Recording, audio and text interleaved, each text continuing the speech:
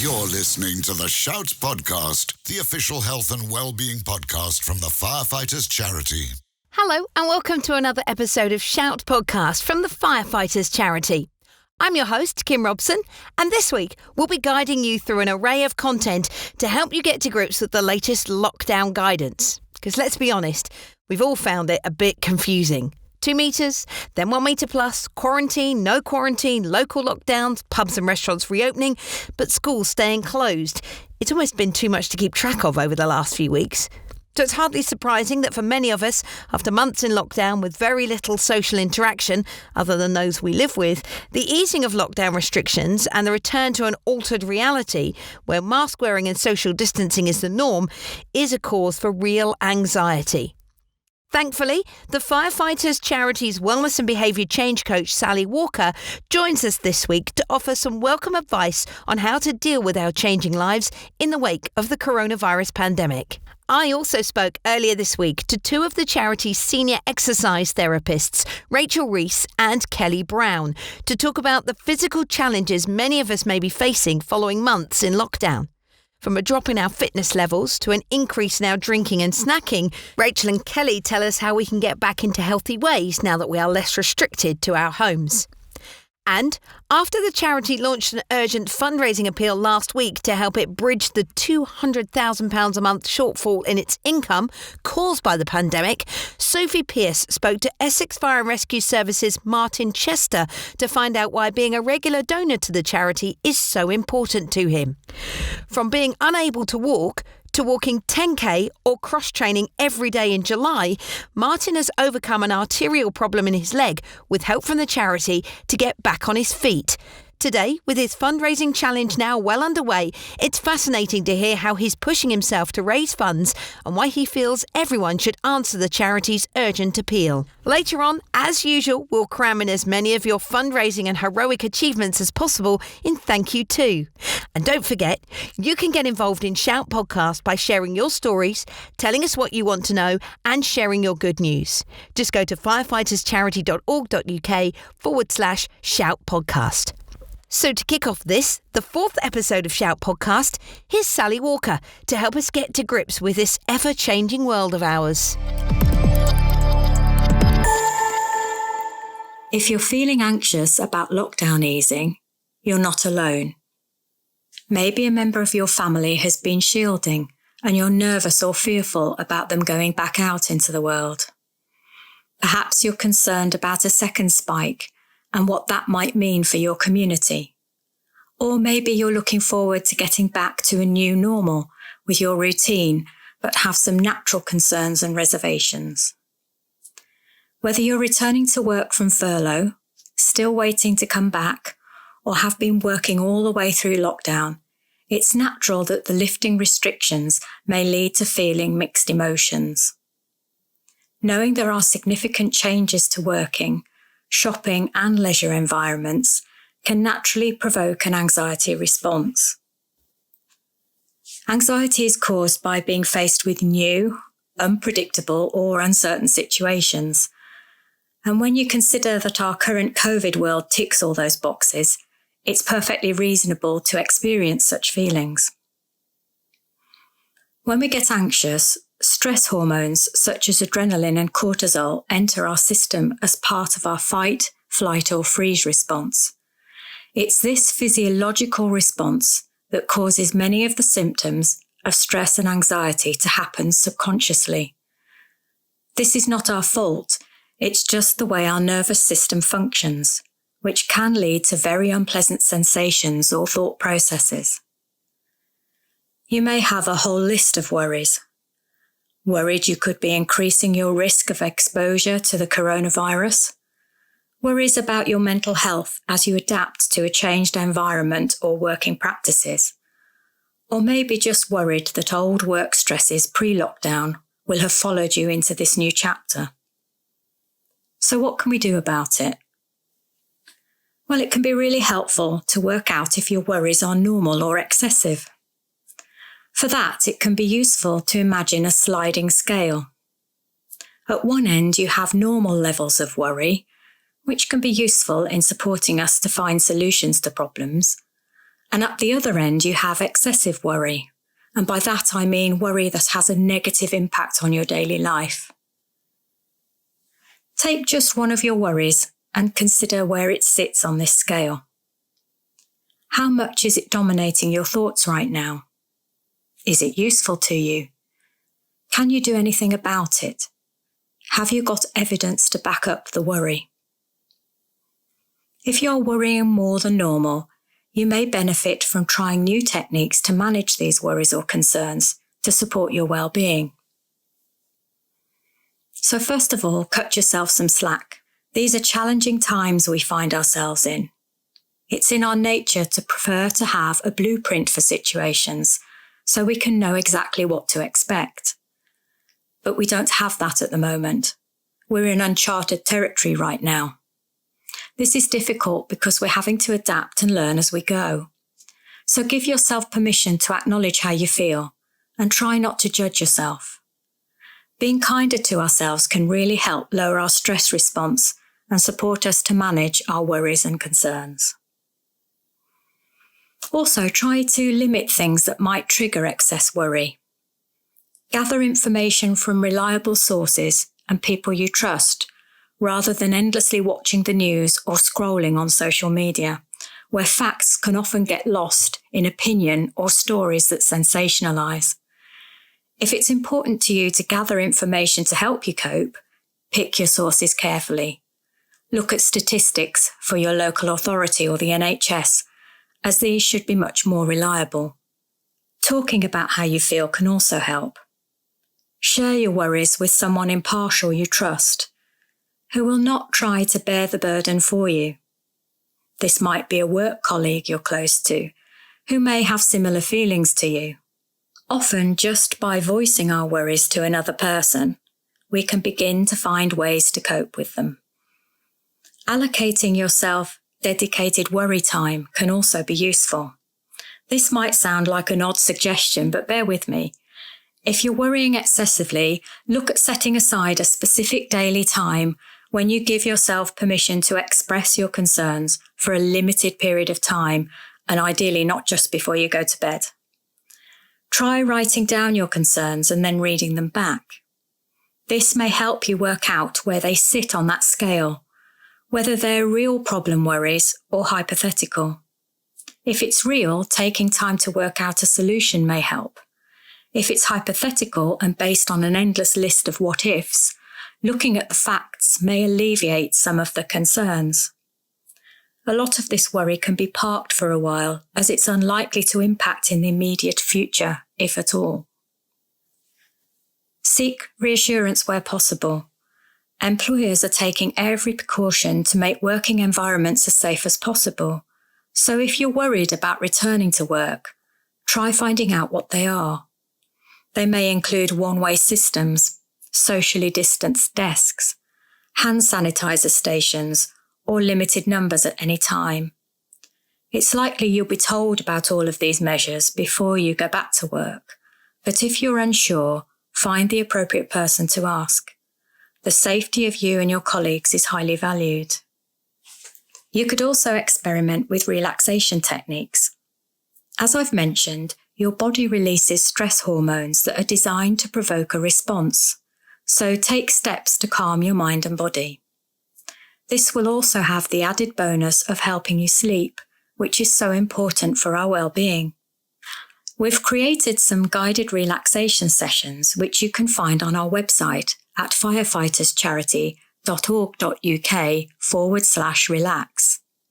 We also have a library of recommended health and well-being apps you could try to help you relax, which you can find on the same page.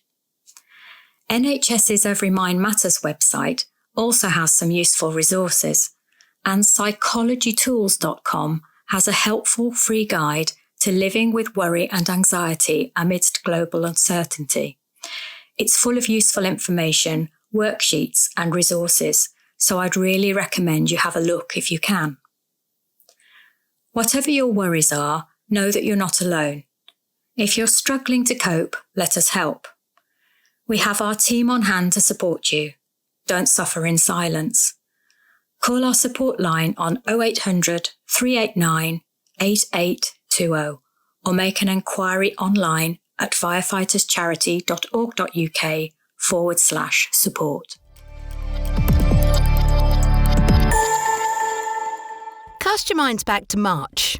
Back then, in the early days of lockdown, we were inundated with online options to help us keep fit, with Joe Wicks leading the way for many. But as the days carried on, let's be honest, many of us lost our motivation to get our trainers on and turned to snacking instead of squatting. However, as movement restrictions begin to lift and things begin to return to some kind of normal, you might be thinking about taking steps to reverse the effects that the life in lockdown has had on your physical health. Senior exercise therapists Kelly Brown and Rachel Reese joined me earlier this week to talk about what steps we can now safely take to look after our bodies after months inside our own homes. Kelly and Rachel, welcome to the Shout podcast. It's an absolute pleasure to have you along. Now, lockdown has been a bit of a nightmare, and there's been many of us who have been really quite inactive for the last few months, and I'm looking to you to give me advice on how we can help ease ourselves back into exercise. Yeah, the best piece of advice I can give is just to do that, just to gradually ease yourself back into fitness, particularly if you have been less active during lockdown, because you really need to build up your exercise levels slowly, otherwise you could be at risk of injuring yourself. One of the key things to remember is that your muscles, joints, and particularly your tendons don't like change. They really take time to adapt. So if you suddenly start exercising again at the level you were at 3 months ago, pre-lockdown, it'll be a real shock to the system for these tissues. And you should just aim to gradually build up your exercise levels. This includes how often you're training, how hard, how long you're exercising for. But remember, everybody is different. And for some people, they're really eager to get back into the fitness. For others, it's a very daunting task to get those trainers back on. So if you do feel a little overwhelmed at the prospect of returning to exercise, one of the best things you can do is just set yourself some realistic goals. This will give you something to focus and aim for real purpose for your training. Kelly, that's great advice about setting those goals, but sometimes just even getting your head around that and starting is just, what do I do? It's like you say, you can almost get up in the morning and stick your trainers on and then go, now what? So how do we know what sort of goals we could set and what is too much or maybe even too little to aim for? So yeah, ultimately, your goal needs to be relevant for you setting it. And it all depends on what you want to achieve and what your current fitness levels are. But a way I like to approach it is to use the acronym SMART and set SMART goals. So a SMART goal is the S. It stands for specific. So what is your goal? You need to make sure it's relevant to you. An example could be to, run 5K. And then moving on to the M is for measurable. The goal needs to have a measure. So if we're thinking of that 5K, that's the distance. You could even add a time you wanted to complete the running. Then A stands for attainable. You need to make sure you can reach your goal. You need to set yourself a realistic target. Long term, you might have visions of crossing the London Marathon finishing line, but that's a very daunting challenge. It needs broken down into manageable chunks. Try setting your targets on that 5K to start with, and then go from there. R is for relevant. That goal needs to be personal to you. It needs to be something that you enjoy and something that you'll continue with. And the last thing to consider is T for timescale. Ensure you give yourself enough time to reach that goal. Break it down into manageable chunks and just build from there. One bit of advice I would normally say would be to join a running club, but with the restrictions that are in place at the moment with coronavirus, that isn't necessarily an option. So you can maybe have a little look on the App Store, see what apps are out there, see if there's any for getting back into running. You can download them onto your smartphone and they give you some really good tips and pointers. The Firefighters Charity is actually partnered up with Orca. So Orca is one of the world's leading help app evaluation and advisor organisations. And they give reviews on different apps. They give you data on the data protection, the clinical assurance, and the user experience. And the Firefighter Charity's beneficiaries have access to a library of reviewed and wellbeing apps. And all you need to do is just log onto the Firefighter Charity website and just type Orca into the top bar there. I mean, that sounds great. There's definitely some advice there. I think for me, before I want to ask Rachel a little bit about nutrition in a minute, but before we do that, Kelly, for me, I have struggled in lockdown. I mean, I've got to put my hands up and be honest. I struggle with any sort of fitness at any time of day because I think, oh yeah, that seems like a really good idea. And then I sort of can't be bothered. But I wanted to set myself a little bit of a challenge and do something. And I found going out with my partner, my boyfriend, was good. He didn't want to run, so he got on his bike and sort of came with me whilst I did a bit of running. Would you recommend something like that? Yeah, definitely. I definitely would recommend it. And it's really important not to let yourself get disheartened. The best bit of advice I can give is just to pace yourself and gradually build up on your exercise levels as you feel ready to do so. And if you are able to exercise with your partner, that's great. That's another way of keeping their motivation nice and high. But if you do find yourself a couple of weeks back into exercise and you're starting to lose that motivation, a good way to pick it back up is to maybe try and vary your training and try and find different ways of exercising that you enjoy. So you may find that you predominantly enjoy cardio. So it could be the running that you mentioned. It could be cycling or swimming. But others, it may be to focus on resistance exercise, whether that be through body weight exercises, resistance machines or free weights, but all types of exercising has its place. And ultimately, any form of moving is burning calories, which is great. And if you can try to include that wide variety of different exercise forms, it will give you the most physical benefit, and the variety of your workout will help keep things just that little bit more interesting and try and keep your motivation levels up. Perfect. Kelly, sounds great, but I've got a little bit of a worry and Rachel's going to help me out with this one because I think really we do need to talk about nutrition as well, don't we? So what sort of role would nutrition have in all this, Rachel? You're right. So nutrition does play, a huge role. You know what they say, you can't outrun a bad diet. Okay. So during lockdown, people's goals from lockdown are going to be completely different. It might be that for some people have put on a lot of weight, put on a lot of fat mass. It might be for others that they haven't been able to train. They've lost, a lot of muscle mass and they want to build that back in. Also really, really important, nutrition in regards to your mental and your physical health. So we're not just looking at energy balance. So absolutely, we want to be looking at how much we're expending, how much energy we're expending through exercise and how much energy that we need to take in. But we also, it's not just about energy expenditure, it's also about making sure that we get the nutrients and the vitamins and things that we need. So having a healthy, balanced diet is important, for our health as well as our, specific fitness-based goals. We've got into bad habits, so let's be honest, in lockdown, some of us have been a little bit naughty, snacking in the kitchen, bits and pieces like that. What advice do you have for that? Absolutely, and that's myself included. It's easy to get into those sorts of habits. In regards for some of us that perhaps have put on a little bit of weight, try and not to be too hard on yourself would be firstly my advice. Firstly, looking at diet as a whole, making sure that that you look at your macronutrients. So you're looking at your fats, your carbs and your protein. They're all important for health. So making sure that we don't, pick those fad type diets. All right. One of the biggest ones that gets us is sugar. Trying to stay away from those sugar-based foods. Now, that's for many reasons.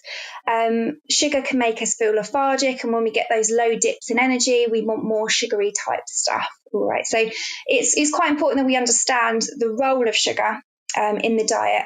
And people, when we're looking at the carbs, carbs are really, really important, and we shouldn't, try and have no carbs in our diet or things like that, but we should be looking at getting lots of complex carbohydrates. We should be looking at getting lots of fibre in the diet. But the sugars or the carbohydrates that we should be avoiding or trying to avoid as much as we can are those simple sugars. When we're looking at foods, we should look at something called our glycemic index. So when we're having lots of rubbishy, sugary foods, what that does is it gives us a high spike of energy, and that makes us feel fantastic. However, that spike goes up nice and quickly and it drops dramatically very quickly. And when our energy levels drop, that's when we crave those rubbishy type foods again. So try and pick foods which have a lower glycemic index, which are going to give you gradual amounts of energy throughout the day, which make you feel satiated, full, and you're less likely to want to go snack on those naughty type foods. Good advice there. What about drinking though? Because could we actually be thirsty and not hungry? Absolutely. So, we often think that we're hungry and we are thirsty. We should be getting at least 6 to 8 glasses of water in our diet a day. And again, if we're doing more activity, that should be even more. So water is really, really important for lots of functions of our body. For concentration levels, for digestion. Our body's actually made up of 50 to 60% of water, and it's really important that we do stay hydrated. What often happens is people have empty calories with their drink, so try and stay away from those sugary type drinks. And often we get tricked. So when we look at something, it says no added sugar. It doesn't mean it doesn't have sugar in it in the first place. So just, try and count how much sugar you're getting in your diet. Great advice from both of you to get underway. But what about those of us who might be feeling overwhelmed at the prospect of a complete lifestyle overhaul in what has already been pretty upsetting time? Yeah, so it is just really important not to let yourself get disheartened, because at the end of the day, everybody is in the same position. And like I was saying before, you may find what you previously could do is a struggle, and it takes a lot more effort than it used to. But the main thing to remember is you will get back there, but you just need to take little steps and build on your exercise levels when you feel ready to. And as we were saying before, if you have somebody you can exercise with, it's a really good way. It gives you motivation. And if you can form those social bubbles, adhering to coronavirus restrictions, then it's somebody to exercise with, somebody to keep your morale up. And it also just takes your mind away from the exercise that you may be doing. And you find you maybe done a little bit more than you're expecting. My advice there is try and plan your meals. So make a list of ingredients that you need for the week, pre-plan your meals, put them in the freezer, have them for the week itself. We're all human though. If we are running late, then yes, you will. We all often pop to the local supermarket, grab some food. Just really, really important that when you're picking up food that's pre-packed or prepared, it's quite helpful to look at the traffic light system. So the food's going to tell you a little bit about how many calories is in that, how much fat, how much sugar, how much salt. And some of the pre-prepared food that we eat, it has added preservatives in there, and that's to make food taste better. It's also to make food last longer, and to try and eat healthy as we can when we are on the run, when we do have those busy lives. Check those figures. How much added sugar is in there. If you're going for the lower fat option, just check to see, have they taken out the good healthy fats of that product? Has a load of sugar been added in there? Check how much salt's been added into your food. So we don't really want to be having more than 5 grams of salt in our diet. Because again, that can cause health issues. Trying to reduce those things as well. It's really helpful advice there, Rachel. I love that. And you were talking about how it's different because we're kind of readjusting. This whole social distancing have affected things like the way we shop, the way we can work out, all of that stuff. Kelly, what's another way that we can try and get fit whilst we're still semi-locked down? So yeah, gyms haven't been given the green light to open up just yet, but lots of gyms are taking their classes outdoors. So there's lots of space, being able to social distance between people, and obviously the fresh air. With these outdoor classes, the numbers are reduced. So the government states there's a maximum of 5 participants and then 1 fitness instructor. So those smaller classes, the hand sanitising is just aiming to try and make everything safe. But obviously, if you don't feel comfortable with that just yet, there's lots of different options. There's online Zoom classes, YouTube videos, and it's just making it accessible for all. But one thing that I would say, if you are doing the online classes or you're following the YouTube videos or anything along those lines, just remember that the fitness instructor normally, in a normal setting, will be there checking your technique, checking your form during the class, but they're not able to do that in these situations. So just make sure that you focus on your technique, especially if you're starting to feel a little bit more tired, because that's when it's most likely to falter. For me, it's certainly making it a little bit less scary to get back out into the world, to eat healthier, to start exercising a little bit more. Can you tell me where we can find out more information?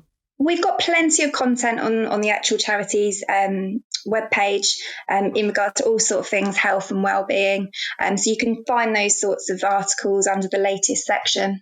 Yeah, and whilst you're on the Firefighters Charity website, also, I mentioned it a little bit before, but if you type in ORCHA, ORCHA, that's the world's leading health app evaluation and advisor organisation that the Firefighters Charity is paired up with, and you'll be able to have access to a full library of reviewed wellbeing apps. Great advice from both of you. Thank you so much for catching up. Trainers are going on. Good lunch. I'm going to get on it. You've been busy again over the past fortnight, taking on some amazing fundraising challenges for the charity and going over and beyond the call of duty in your work. So here we go again with another thank you too. We start by saying thank you to Asprey, who hosted a Kickstart to the Weekend quiz live on YouTube, raising £520. Georgina Tetley-Paul shaved off all her hair and raised a fantastic £540 by doing so. And well done to Jacob Shaw, who flipped a tractor tyre 431 times to raise a well-deserved £395. Peter Harden, meanwhile, was awarded our Outstanding Creative Challenge badge for his Fire Family Challenge, in which he raised £108. Anthony Naylor from Knutsford Fire Station completed an epic 12-hour cycling challenge and raised £793. Nikki Bridges challenged herself to run 5k every day throughout the month of May and raised £255. Also over the month of May, Lee Marsh took on a challenge to write Lincolnshire facts on some boards for regular passers-by in his local community, raising £155. Sean Michael walked an incredible 245,000 steps to raise £200. And well done to Leanne Thornton, who raised £531 after firefighters from Blue Lodge Hayward rescued her beloved horse, Zack. A round of applause also for firefighters from Bedfordshire who designed and built a memorial garden at Luton Ambulance Station to show appreciation to the emergency service colleagues for whom they drove ambulances during the pandemic. Cheshire Fire and Rescue Service, meanwhile, has made sure all its staff have been able to stay connected during lockdown with a virtual tea and toast meeting place and competitive quizzing. And Crews from Hampshire Fire and Rescue recently received a letter from Grace from Grange Junior School in Gosport, who wrote to tell them how grateful she was to know that there are amazing people in the world saving lives. And finally, when London firefighter Jimmy Durant was told he'd be receiving £1,000 from Absolute Radio and Wix for his work in the pandemic response team, he generously decided to donate it all to the Firefighters Charity. Thank you, Jimmy.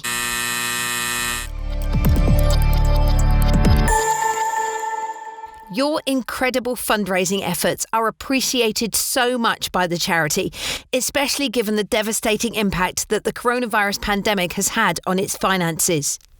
Falling short by around £200,000 a month due to the cancellation of all running, cycling, walking and other physical events, as well as all station-based events and face-to-face fundraising, the charity has a mountain to climb now to reach the $10 million it needs to raise this year and every year. So last week, the charity launched an urgent appeal, asking its sponsors to regularly donate and help claw back some of this income. Earlier this week, Sophie Pearce caught up with Essex Fire and Rescue Service ICT Service Delivery Manager Martin Chester to find out why regularly donating is so important to him and why he's pushing himself to raise further funds throughout July. Hi, Martin. Hello. Thank you so much for joining us. First of all, would you like to introduce yourself and your role in the fire service? Yes, my name's Martin Chester. I'm an IT service delivery manager working at Essex County Fire and Rescue Services. And tell me about the events that led to you seeking support from the Firefighters Charity. It's quite historical. It goes back a good few years, but it really started to manifest itself when I started to work for the fire service. About 3.5 years ago, one of the colleagues at work was a keen runner, and it's something that I'd always wanted to do. But what happened was my leg would go numb when I started to run. I was diagnosed as having what's called iliac endofibrosis, which is it's a thickening and a thinning at the same time of the arteries that lead down into your legs through the stomach, and it's normally affects professional cyclists because they're sat in a particular position for quite some length of time, and actually the artery becomes brittle and it pinches So the blood just simply can't get through. I went to see a specialist. He said, yes, we can operate. And at that time, I'd got quite friendly with one of the home safety visit officers at work as well, who just so happens to be our charity coordinator for the service at Essex. And he mentioned getting in touch with the charity because he did say that I'd be eligible for some support, which I wasn't aware of because working in the support departments, I thought it was for operational staff only. So you were invited to spend time at Marine Court, our centre in Littlehampton. What was that like? When I arrived at Marine Court, I was still on crutches, and by the end of the week I was walking unaided. So, yeah, it was absolutely great. They just give you the confidence to be able to exercise in a safe environment where you've got that support, you're under strict supervision, because they won't let you do anything that they think will cause you any more problems. And if anything, they were holding me back a little bit because I was quite keen, and I think that's a problem. I've seen it with quite a few people that have had similar situations to me, where you just want to get cracking again afterwards. But you could cause yourself more harm than good by doing that. So the guys at the Firefighters Charity were very, very good at not only holding me back a little bit, but also explaining why. That you could possibly injure yourself even further if you try to push yourself too hard too soon. And had you seen any impact on your mental health going through what you've been going through? Massively, yeah. I got very, very low. And that's, again, the Firefighters Charity. They've got their own counsellors. They are very, very good. They're very professional. We could probably see that the mental health issues were going to go on for quite a lot longer because I wasn't completely healed. In fact, things did get worse, actually, in between visits. So my mental health did become quite heavily affected. So they helped me to refer to my local doctors again. And get some more specialist help closer to home as well. And they really listened. They understand that they've seen a lot of this sort of these sorts of type issues in the past, especially because I've always been quite fit, and all of a sudden that's been taken away from you.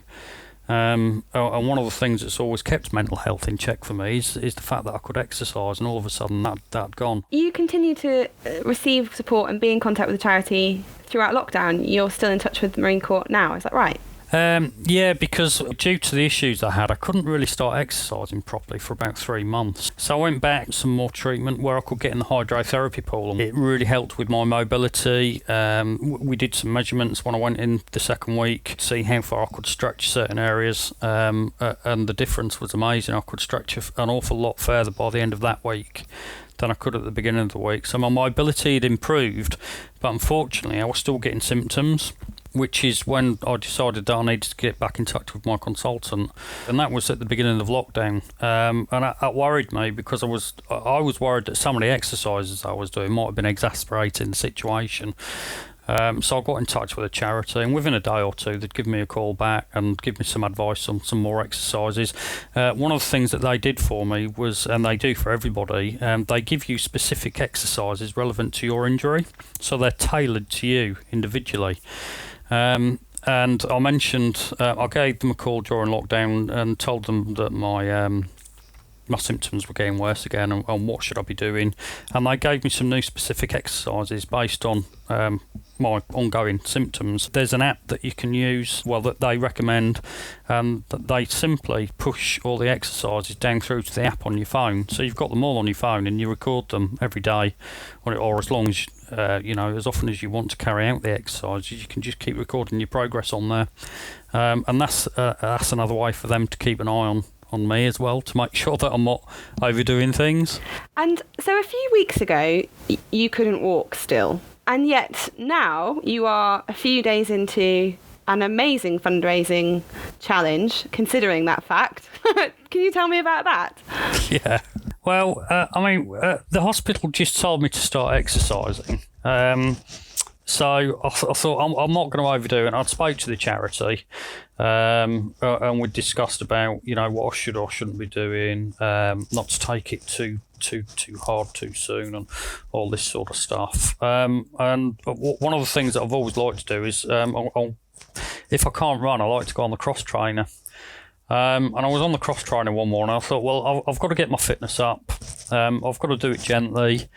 So I need to give myself a bit of an incentive and a bit of momentum to keep going as well. Plus the Firefighters Charity, they are struggling during the pandemic. They've lost £200,000 worth of revenue through lost donations through the pandemic. So I thought, well, what else could I do to help support the charity, because they've given me such a lot of support. One morning on the cross trainer, I thought, well, why don't I just try and do 10k a day for the whole of July? That'll help me get my fitness up a little bit. It's not something, I don't have to push myself too hard. I can do it as quick or as slowly as I want, and at the moment it is quite slow, to be honest. And if I don't manage 10k on a cross trainer, I'll do a little bit of, I might do 5k on a cross trainer, or I'll take the dog for a 5k walk to make up the 10k. And I thought it's just something that I could do just to try and give something back to the charity for all the help that they've given me. And also try to publicise the fact that, it is such a good organisation, and I think without it, an awful lot of people would really, really struggle. I don't think I'd be in the position I'm in now without the charity's help. I think it'd probably take me another couple of years to get back to any level of fitness that I wanted to without them. So it's my way of saying thank you, and to try to give something back. Would you like to do a quick plug for your Just Giving page if anyone would like to donate and support you? Yeah, so it's www.justgiving.com/fundraising/Martin-Chester3. You mentioned about our fundraising loss of income, that we're £200,000 a month in loss of income. We've recently launched an urgent appeal asking the fire services community to become a regular donor, or to donate if they can. And you're already a regular donor, which is amazing, considering you've been in the fire service 3.5 years and you support the charity in this way. Why did you choose to become a regular donor, and why do you think it's important that the fire service community does that? For me, it was obviously working for the fire service. I'm proud to work for the fire service. I work in support, so it's not, I'm not a frontline firefighter, but I'm still very, very proud to work for the fire service.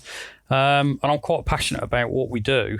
I think it's really, really important that everybody's got the facilities to be able to go and ask for help, whether it be mental or physical, whatever it is. And we've got such a great organisation in the charity to be able to do that for us.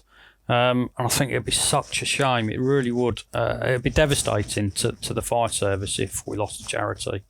It really would. So I think I'm quite passionate about, because of the help they've given me, particularly as well, but the help that they can give to thousands and thousands of others. I think it really is important that we do support the charity, try and get behind it, and try to keep it going. Thank you so much, and thank you for your time and for sharing your story, and good luck with your amazing fundraising challenge. I wish you all the best of luck with it, and thank you very much. Thank you. Of course, you can support the urgent appeal by donating today. Just go to firefighters.charity.org.uk/appeal to find out more and sign up. That's it for episode 4. Thanks for listening. Please tell your friends and colleagues to listen, subscribe and review. All the information you need to do so is on the website and on the Firefighters Charity's social media channels. We'll have much more for you in the next episode in a fortnight's time. Until then, take care and stay safe. You've been listening to the Shouts podcast. For more information on the show and how the Firefighters Charity could support you, check out www.firefighters.charity.org.uk.